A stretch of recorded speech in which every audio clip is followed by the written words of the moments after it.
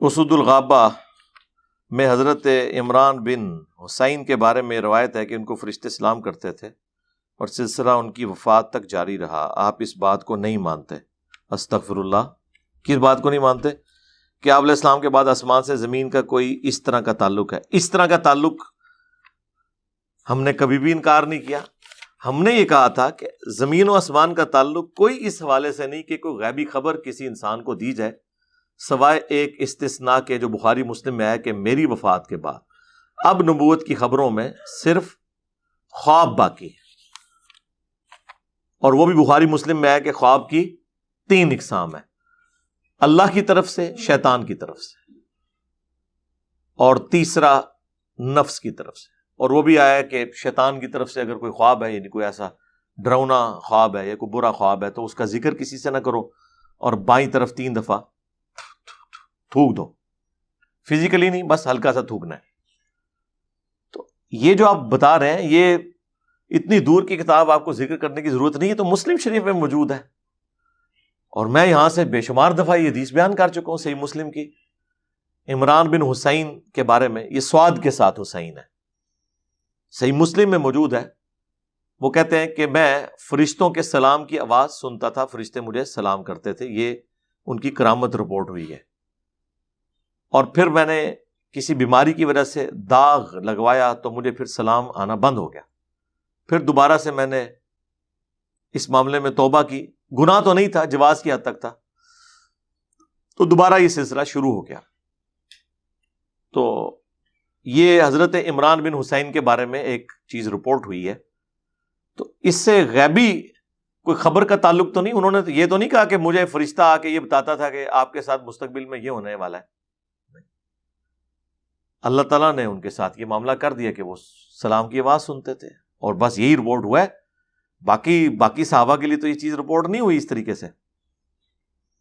تو کسی کے لیے کوئی ایسی فضیلت ہو جانا یہ کوئی عجیب بات نہیں ہے. اسی کو تو ہم کرامت کہتے ہیں.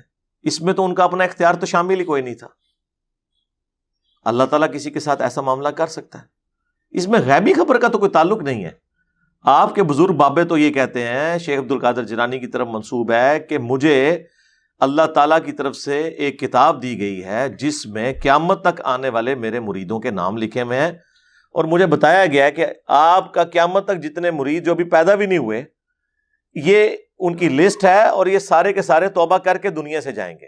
یعنی ان کی مرتے دم ایمان کی سلامتی کی گارنٹی بھی مجھے کتاب میں بتائی گئی ہے. آپ مجھے بتائیں، یہی بات اگر غلام احمد قادیانی کرے تو اسے آپ دجال اور کافر اور پتہ نہیں کیا کچھ کہیں گے. اگر بابوں کی طرف منسوب ہو، ہم عبد القادر جیلانی کو سائڈ پہ رکھتے ہیں، ہو سکتا ہے کہ ان کی طرف کسی نے غلط منسوب کر دیا ہو، ٹھیک ہے، 1 ٹن حسن ظن رکھ لیتے ہیں. لیکن ان کے ماننے والے تو اسے بڑے وثوق کے ساتھ بیان کرتے ہیں. یہ وہ چیزیں جن سے ہم اختلاف کرتے ہیں کہ یہ والے معاملات نہیں ہو سکتے. لہٰذا اس کا اس کے ساتھ کوئی تعلق نہیں ہے. اس پہ تو میری ویڈیو 8 سے آلموسٹ 5-6 سال پہلے ایک کلپ بھی اپلوڈ ہوا تھا، فرشتوں کا سلام سننے والا صحابی. اس میں نے ان کے بارے میں بتایا تھا، اور یہ بڑے نیک صحابی تھے اور بڑے اپ رائٹ صحابی تھے. حتیٰ کہ صحیح مسلم میں آتا ہے کہ جب حج تمتع کے اوپر حضرت عمر نے پابندی لگائی اپنے دور خلافت میں، تو انہوں نے حضرت عمر کے بارے میں بڑے سخت الفاظ استعمال کیے کہ آسمان سے کوئی وحی نازل نہیں ہوئی ہے، نبی علیہ السلام نے حج تمتع کو جاری کیا، اسے منع نہیں فرمایا بلکہ اس کی ترغیب دلائی، حتیٰ کہ یہ شخص آ گیا. اس طرح کر کے انہوں نے حضرت عمر کے بارے میں کامنٹس کیے ہیں. بڑے دلیر صحابی تھے. اور یہ وہی صحابی ہیں جن کے بارے میں بخاری اور مسلم دونوں میں آتا ہے کہ جنگ جمل کے بعد جب حضرت علی نے کوفے میں نماز پڑھائی تو تابعی کہتے ہیں کہ میں عمران بن حسین جو فرشتوں کا سلام سنا کرتے تھے، اس صحابی کے ساتھ نماز میں مولا علی کے پیچھے نماز پڑھ رہا تھا. جیسے ہی مولا علی نے سلام پھیرا تو عمران بن حسین نے میرے زانوں پہ یوں ہاتھ مارا اور کہا، علی نے آج ہمیں وہ نماز پڑھائی ہے جو ہم رسول اللہ کے پیچھے پڑھا کرتے تھے صلی اللہ علیہ وآلہ وسلم. اندازہ کریں کہ حضرت علی کے دور خلافت تک بنو امیہ کے گورنروں نے نماز کی شکل ہی بدل دی تھی. ابھی تو حضرت معاویہ کا دور آئے نہیں ہے، یہ حضرت عثمان کے دور کے گورنروں کا کارنامہ ہے. اور یہ حدیث بخاری مسلم دونوں میں ہے کہ وہ کہتے ہیں آج وہ نماز یاد کروا دی جو رسول اللہ پڑھایا کرتے تھے. اچھا ہو سکتا ہے آپ کو اس سے یہ مطلب آپ لینا چاہ رہے ہوں کہ حضرت علی جو ہیں وہ قرات نبی علیہ السلام کے سٹائل میں کرتے تھے یا صورتیں وہ پڑھی تھیں. نہیں جناب، اس حدیث کے اندر موجود ہے کہ وہ کس چیز کی طرف اشارہ کر رہے تھے. انہوں نے پھر ساتھ بیان کیا کہ اللہ کے نبی علیہ السلام ہر اٹھک بیٹھک کے اوپر اللہ اکبر کہا کرتے تھے، سوائے رکوع سے اٹھتے وقت اس وقت سمیع اللہ لمن حمیدہ کہتے تھے. نبی علیہ السلام یعنی نماز شروع کرتے تو اللہ اکبر کہتے، رکوع میں جاتے تو اللہ اکبر کہتے. یہ جو اللہ اکبر کہہ کر ایک رکن سے دوسرے رکن میں ٹرانسفر ہونے کی سنت ہے نا، یہ بنو امیہ کے گورنروں نے چھوڑ دی بھی تھی. اور حضرت علی نے وہ نماز اس طریقے سے پڑھائی جو آج ہمیں نارمل لگتی ہے. یہ حضرت علی کی برکات ہے کہ یہ نماز اپنی اصلی شکل میں موجود ہے. ادروائز اس کا حلیہ بھی بنو امیہ نے بگاڑ دیا ہوا تھا. وہ بس پہلی تکبیر اونچی کہتے تھے، اس کے بعد یعنی امام کو دیکھ کر تکبیرات ٹرانسفر ہوتی تھی. یعنی امام رکوع میں گیا تو پہلے جو صف والے وہ رکوع میں چلے گئے اور اس طریقے سے معاملات ہوتے تھے. حالانکہ یہ تو خلاف سنت ہے. نبی علیہ السلام تو بلند آواز سے اللہ اکبر کہہ کے ایک رکن سے دوسرے میں ٹرانسفر ہوتے تھے. تو یہ وہ سنت ہے جو بنو امیہ نے چھوڑ دی تھی. یہ وہی صحابی ہیں عمران بن حسین کہ جنہوں نے کہا آج علی نے ہمیں وہ نماز پڑھائی ہے جو ہم رسول اللہ کے پیچھے پڑھا کرتے تھے صلی اللہ علیہ وآلہ وسلم. تو ہم تو اس طرح کی کرامات کو میرے بھائی مانتے ہیں. میں نے تو کئی ایک کرامات صحابہ اکرام کی ریکارڈ کروائی ہیں، لیکن ہم یہ جو غیبی خبریں آپ بتا رہے ہوتے ہیں نا کشف کے نام کے اوپر، الہام کے نام کے اوپر، ہم اس کے خلاف ہیں. اس کے حوالے سے میری کئی ایک ویڈیوز ریکارڈڈ ہیں. پچھلے دنوں بھی کشف اور الہام کے اعتبار سے ڈاکٹر اشرف جلالی صاحب کو رپلائی کرتے ہوئے میری ایک ویڈیو ریکارڈ ہوئی. پھر مفتی منیب الرحمان صاحب نے میرے خلاف ایک مضمون لکھا دنیا اخبار میں، اسے میں نے ریبٹل کیا تھا 1.5-2 گھنٹے میں کرامات کے اوپر. اور یعنی وہ ایک اپنے دماغ سے سوچتے ہیں پھر اگلے کے بارے میں وہ کنسپٹ ڈال دیتے ہیں. ہم سے بھی تو کوئی پوچھے نا. مثلا اگر کسی نے 2812 حدیث سن لی ہے، اس کے بعد وہ خود سے رزلٹ نکالے گا جان بوجھ کے کہ جی یہ تو حضرت معاویہ کو صحابی نہیں مانتا.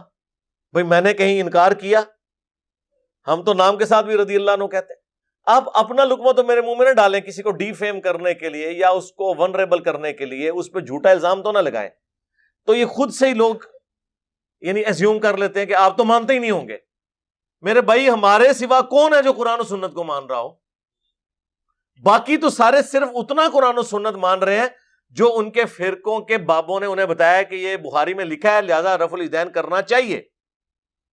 جیسے ہی بخاری سے بنو امیہ کی بدماشیاں ہائی لائٹ ہوئی ہیں، بخاری والا وضو ان کا ٹوٹ گیا. تو پتہ چل گیا کہ وہ حادثہ تھا بخاری پہ چلنا. ہاں،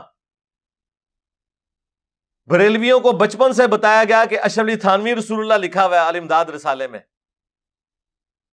ہم نے سوچا بھی نہیں تھا کہ انہیں چشتی رسول اللہ دکھائیں گے تو ان کو سمجھاتے ہوئے کو تھوڑا ہمیں ٹائم لگے گا، کیونکہ وہ تو پہلے ہی رونا روتے تھے کہ دیوبندیوں نے اشرف علی رسول اللہ کلمے کو انڈورس کیا. لیکن جیسے انہیں چشتی رسول اللہ دکھایا تو ساتھ ہی ان کا وضو ٹوٹ گیا. حالانکہ بریلویوں کو تو یہ بات سمجھ آنی چاہیے تھی نا. چلیں دیوبندیوں کو سمجھ نہ آتی، وہ تو شروع سے اپنے بابے کا دفاع کر رہے تھے.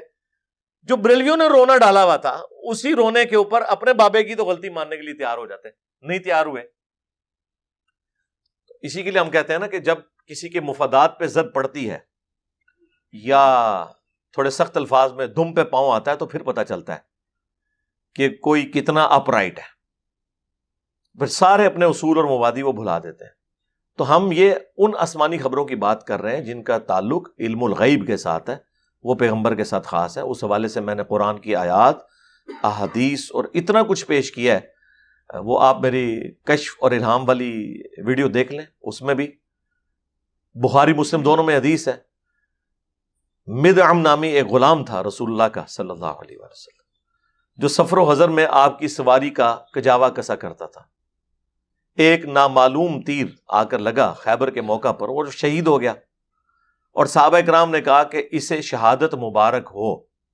اس کا مطلب ہے کہ صحابہ اکرام اسے صحابی مانتے تھے. آج کوئی اس کو جو بھی کچھ کرنے کی کوشش کرے تو نبی علیہ السلام نے فرمایا تم اسے شہادت کی خوشخبری سنا رہے ہو، جبکہ اللہ نے مجھے دکھایا ہے کہ اس نے مال غنیمت کی ایک چادر بغیر اجازت کے چوری کر لی تھی اور وہ آگ کی اسے پہنا دی گئی ہے. بس اتنی بات سننی تھی، صحابہ کرام اپنے گھروں میں دوڑے. اگر کسی نے رسی کا ایک ٹکڑا بھی یہ سمجھ کے مال غنیمت سے اٹھا لیا تھا کہ اس کی کیا ورث ہے، وہ بھی لا کے مال غنیمت میں واپس جمع کرایا. یہ تھی ان کی اپروچ، سمعنا و اطعنا. یہاں پہ لوگوں کو آیات حدیثیں سناتے رہے، کوئی فرق نہیں پڑتا. ایک بات حضور سے سنی ہے اور فوراً انہوں نے اس کے اوپر عمل کیا.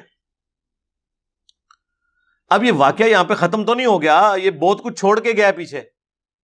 پہلے تو یہ بات چھوڑ گیا ہے کہ نبی علیہ السلام کا صحابی بھی ہو اور آپ کا خدمت گزار بھی ہو، پھر بھی اللہ تعالیٰ کا کوئی رشتہ دار نہیں ہے. اللہ نے نہیں لحاظ کیا کہ چلو یہ تے اپنا بندہ ہے، وضو کروانا ہے. نہیں، اللہ کا ڈیوائن کوڑا پڑ گیا اس کے اوپر. دوسرا، صحابہ کرام کو تو سامنے لاش پہ وہ غیبی چادر آگ کی بنی ہوئی نظر نہیں آئی ہے جو آپ کے بابے یہاں بیٹھ کے تو کہتے ہیں یہ اتنے دیکھ لیا، جنت بھی دیکھ لی. جناب تھلے گئے تھے جناب ستوں زمینہ کراس، میں پھر کہنا تیل بھی کراس. بابے نے نہیں تیل کوئی دریافت کیتا، اور سر ایڈون نے ہی دریافت کیتا ہے 200 سال پہلے پنسلوینیا ریاست میں امریکہ کی. حالانکہ بابے تو پچھلے 1200 سال سے ساتوں زمینیں کراس کر رہے تھے، تیل کراس ہی ہوتا رہا نہ کلو. بابے بس اتنے جو گئے ہیں کہ دشمن کی توپ میں کیڑے ڈال جائیں. انہوں نے کون دسے توپ نہیں کیڑے پہندے.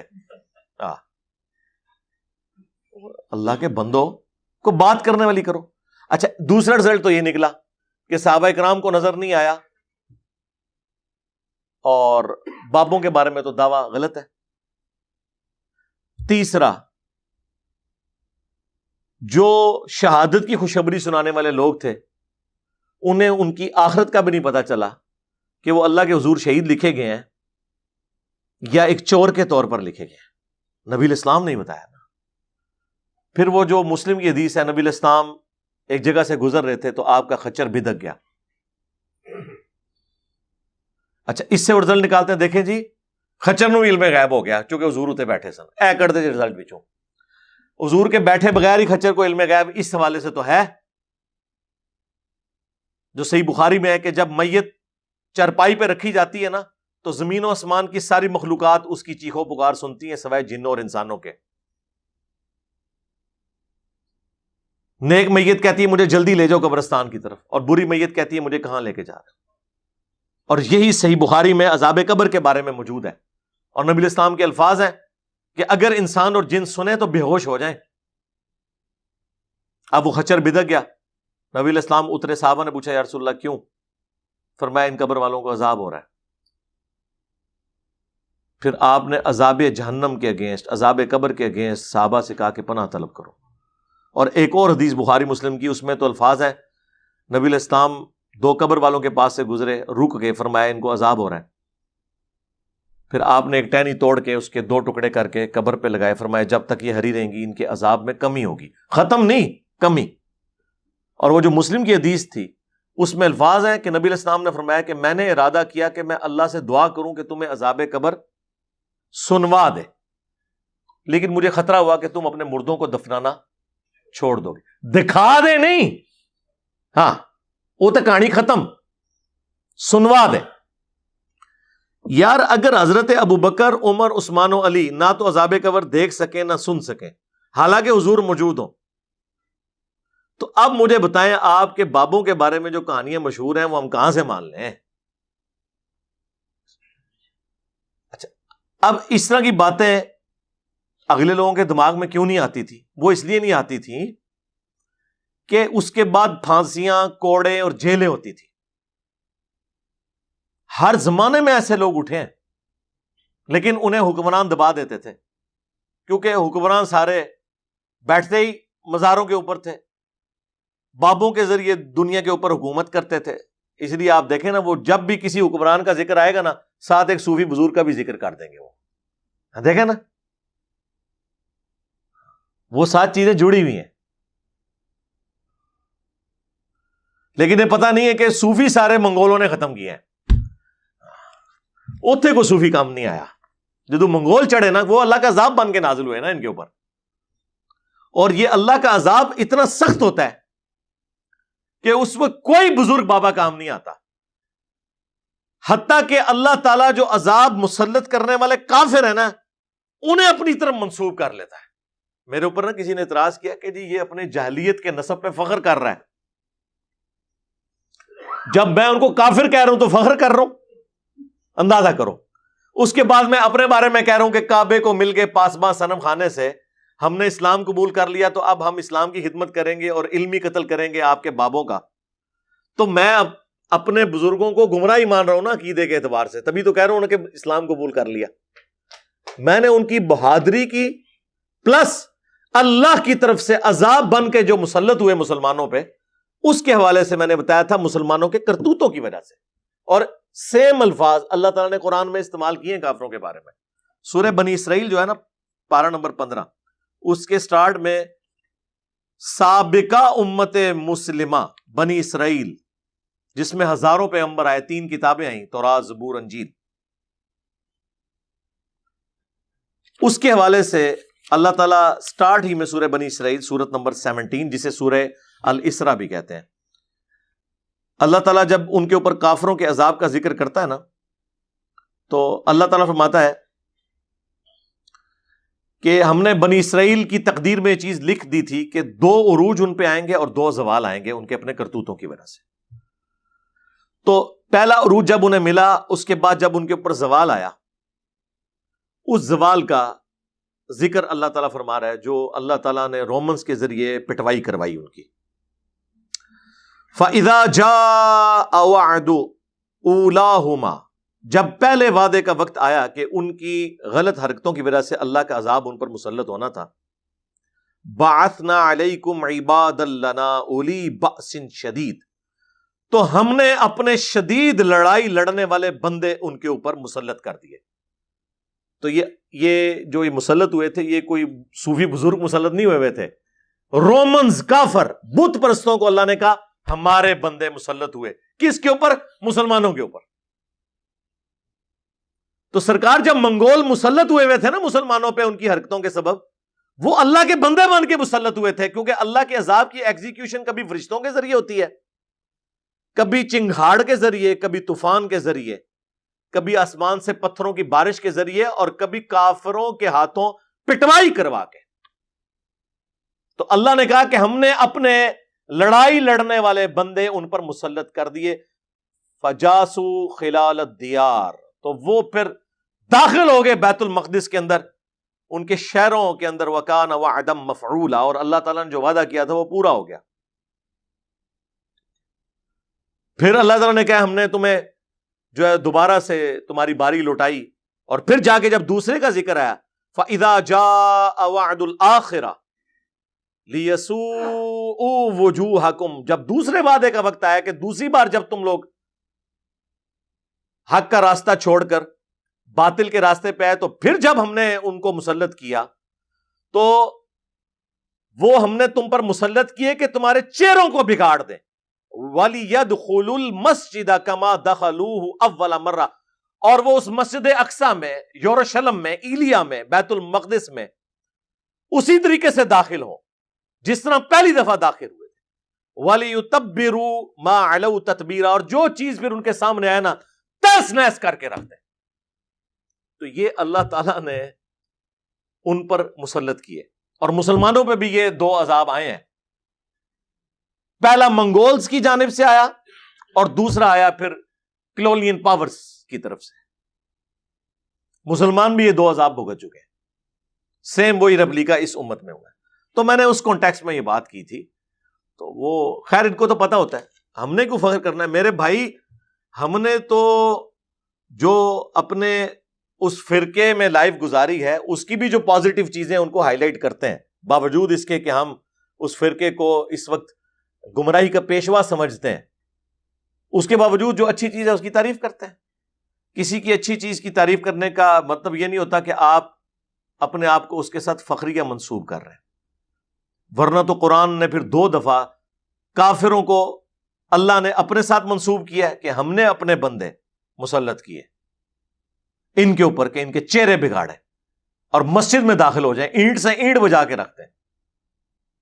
6 लाख यहूदी एक दिन में कत्ल हुए थे, जी हां, और 6 लाख को वो कैदी बना के ले गया था नेबुकदनेस्सर।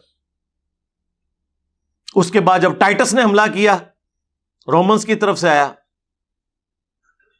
उसने भी इनका फिर कुछ नहीं छोड़ा। एक दीवार छोड़ी थी जो आज तक वो वेलिंग वार जिसके सामने वो गिरिया करते हैं, दीवारें गिरिया, ये टाइटस ने बर्बाद की है, दोबारा बना नहीं सके टेंपल ऑफ सुलेमान, वो हैकले सुलेमानी। ये वही अल्लाह के बंदे मुसल्लत हुए थे जो काफिर थे, मुसलमानों पे मुसल्लत हुए, मुसलमानों के करतूतों की वजह से। तो मंगोल जो मुसलमानों पे मुसल्लत हुए ना, उनके करतूतों की वजह से हुए थे ना। अयाशियां उरूज पे, बदमाशियां उरूज के ऊपर, कहते हैं जी वो बगदाद की ईंट से ईंट बजा दी। तो बगदाद में कौन सा बैठ के वहां पे महफिल मिलाद हो रही थी? हाँ, आपके हुक्मरान सारे मुजरे करवाने वाले, दीन से बरगश्ता, इंसानियत का इस्तेसाल करने वाले, तो फिर अल्लाह ताला ने उनके ऊपर मुसल्लत कर दिए ना मंगोल। आप देखें कितनी अजीब एनालॉजी है। बनी इसराइल के ऊपर भी जो 2 इस तरीके से मामलात मुसल्लत हुए, उनमें से पहला जो था वो नेबुकदनेस्सर की तरफ से था, वो मशरिक से गया था, और दूसरा टाइटस की तरफ से था जो रोमन्स की तरफ से था। यानी वो आज की आप समझ लें ग्रेट ब्रिटेन जिस तरह बाद में। और मुसलमानों में भी इसी तरतीब से अजाब आया। पहला अजाब मंगोलों की तरफ से, मंगोल भी मशरिक से मुसल्लत हुए, ये यहां से चाइना वाली साइड से गए थे। और दूसरा अजाब मुसलमानों पे भी मगरिब की जानिब से आया, कॉलोनियल पावर्स का।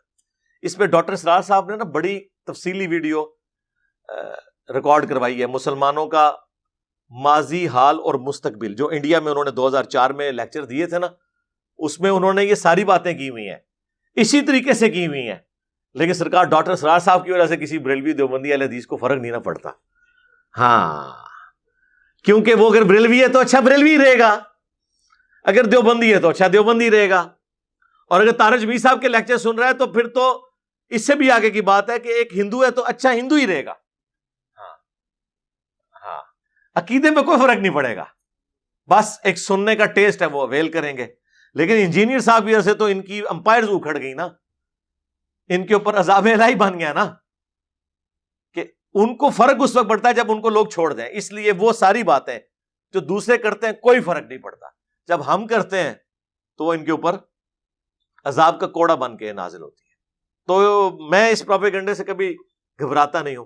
मैंने इनको कहा कि जितना मुझे छेड़ेंगे, आपकी कामयाबी सिर्फ इस सूरत में है कि अगर आपके मसलक का जनाजा आंदा 30 सालों में निकलना है ना, तो मुझे छेड़ना छोड़ दें तो ये 35 साल में निकलेगा। लेकिन अगर मुझे छेड़ेंगे ना तो ये 30 से 10 ही रह जाएंगे फिर पीछे, क्योंकि मैं तो फिर उस तरह ही रिएक्ट करूंगा। आपको पता है, जब भी कोई बात करते हैं तो फिर मैं कहना आवा, फिर मैं दसा।